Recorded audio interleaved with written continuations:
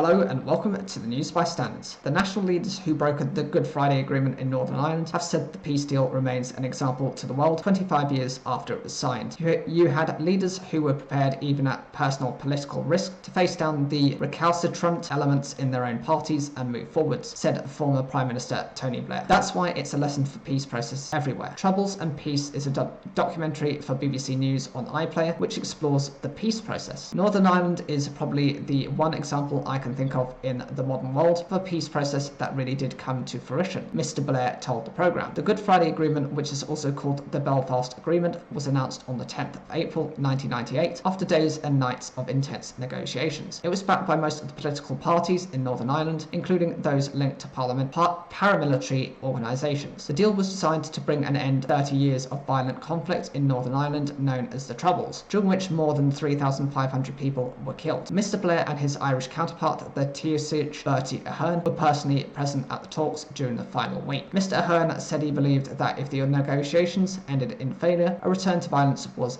inevitable and certain to continue into the dim and distant future. He said the reason why previous peace efforts in Northern Ireland have broken down because they weren't inclusive processes, in that they had left out parties which represented paramilitaries. You have to talk to the extremes. It's not easy for legitimate democratic sovereign governments to do that. I went into the mountains in the Basque Country to talk to armed separatist group ETA, and I went into the mountains of Papua New Guinea for talks about the Bougainville conflict. It's not always where you want to be, but if you want to resolve something, you have to talk to people who actually control the violence. Mr. Blair said he had expected that there would be more opposition to the agreement among unionists than nationalists. Unionists have the feeling, completely understandably, given the history, that the British government is always poised to sell them out. When unionists asked me what they had got out of the agreement, I used to say they got the union. He pointed to consent principle that Northern Ireland would remain in the UK as long as most of its people wanted it to be, and that prior to the agreement it was never accepted by republicanism. Asked what caused to review the agreement, Mr. Blair said the most important thing is that we keep what is always the essential principle, which is that the constitutional status of Northern Ireland is determined by people there in a democratic way. But of course things will evolve over time. Mr. Ahern said the legacy of the agreement was we got peace and we stopped the killing. Now that we've had our day, it's for another generation of politicians to move forwards, he added.